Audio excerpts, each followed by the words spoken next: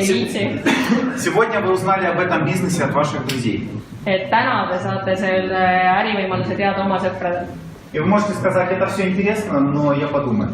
Aga te võite ka öelda, et see on väga huvitav, et ma veel mõtlen mõnda aega. И будете думать.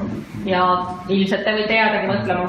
Пройдет неделя, Läheb nädal и кто-то из вашего окружения скажет, слушай, смотри, вот классный бизнес, Kairos Technologies называется. ja siis tuleb võib-olla mõni teine järgmine tuttav ja ütleb, et kuule, näed, siuke lahe äri, Kairos Technologies, mis sa arvad sellest? Вот мой бэк-офис, я уже заработал $1000. Ja vaata minu back-office'is ma olen juba teeninud $1000. И вы можете сказать, Ja te võite öelda, я знаю, я думаю. ja ma tean, ma mõtlen. Пройдет еще неделя, Läheb veel nädal, вам подойдет уже второй ваш друг. teile tuleb järgmine juba teine teie sõber Скажет, слушай, есть такой классный бизнес, Kairos Technologies. ja räägib teile samamoodi, et näed, siuke tore äri nagu Kairos Technologies. Скажет, я 2 недели назад об этом уже слышал. Tead, ma kuulsin juba sellest 2 nädalat tagasi, Но я пока думаю. aga ma veel mõtlen. Пройдет месяц.